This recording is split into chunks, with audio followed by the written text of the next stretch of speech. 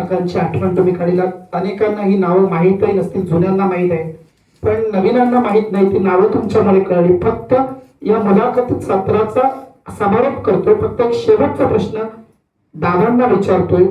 काय तर सर्व आम्ही कलाकारांच्या गोष्टी करत राहिलो दशावताराच्या, पण संगीत साथ म्हणजे दशावताराचा प्राण आहे. मी दोन महनीय दशावतार संगीत साथीतील व्यक्तींची नावं इथं उघड करतोय. त्यांच्याबद्दल अगदी 2 वाक्यात आपल्याला स्पष्टीकरण द्या, कारण त्यांच्यावरती सांगायचं झालं तर खूप आहे, पण ते सांगितल्यानंतर मुलाखत सत्राचा समारोप झाल्यासारखं वाटेल. आणि संगीत साथ हा प्राण आहे दशावताराचा. अर्धनाटक त्यांच्यावर.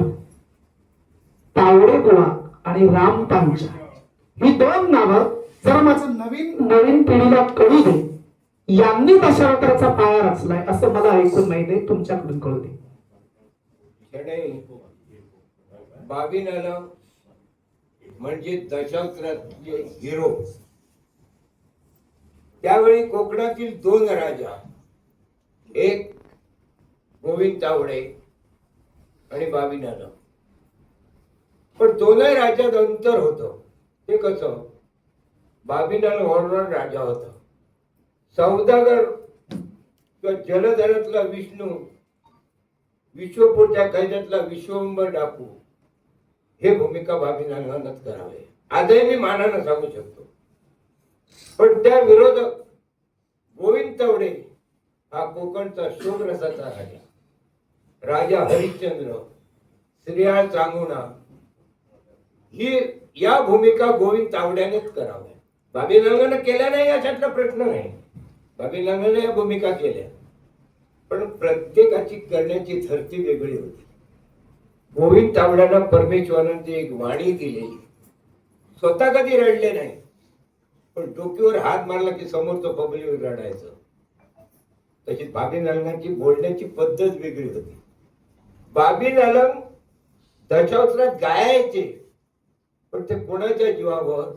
महत्वाचं फक्त गोविंद हे आपले तुमचे राम पांचाळ आणि तावडे बुवा. आपादवी बाबीनाला समोर त्यावेळेचे स्त्रीपाठ, म्हणजे आताचे स्त्रीपाठ आहेत त्यांना मी हे कर, पण आपादवी जो घडला स्त्रीपाठ हा त्या साथीमुळं. बाबीनाला गात होते ते त्या साथीच्या जीवावर गात होते, नाहीतर बाबीनाला स्वतःचा स्वर नाही. जसे पांचाळ गाणं वाजवायचे तसे ते गायचे, आणि तावडे बुवा गाणी बसवून द्यायचे प्रसंगानुसार, कारण ते डबल बारीचे बुवा होते. पण आज साथ म्हटल्यानंतर अर्ध दशावतार शोकरसाचा प्रवेश आला. कलाकार कितीही बोलू दे, त्याला रहस्य नाही, पण ज्यावेळी बॅकग्राऊंड मागावून तुला साधं तिथं मिळणार, त्यावेळी तो कलाकार तो प्रवेश उभा करणार, नाही तर नुसतं बोलून उभं होणार नाही. म्हणून साथ एक दशावताराचं अंग आहे. दशावतारात अलीकडे जर दिसत नाही ती फणीवर कागद पकडून असे काहीतरी बॅकग्राऊंडचे स्वर ते कोणतरी द्यायचे का? हो. कोण द्यायचे? राम पांचाळ. वा, छान. म्हणजे बॅकग्राऊंडचे स्वर फणीवर कागद फणीवर वाजवायचे. हे दशावतारातील दुर्मिळ गोष्टी आहेत. अशा दशावतारातील आणखी सुद्धा जुन्या गोष्टी आहेत. उदाहरणार्थ एखाद्या कलाकाराला येण्यासाठी उशीर झाला तर लंगडे नाना म्हणजे कोणतरी होते ना, ते त्यावेळी प्रवेश करायचे. म्हणजे त्यावेळी ते प्रवेश करायचे आणि त्या कलाकाराची तयारी होईपर्यंत तिथं जाऊन एखादं गाणं म्हणायचं. म्हणजे अशा प्रकारे जुनं दशावतार होतं. आणि या जुन्या आठवणी तुमच्या जुन्या बुजुर्गांमुळे आम्हाला वेगळीच करता आल्या.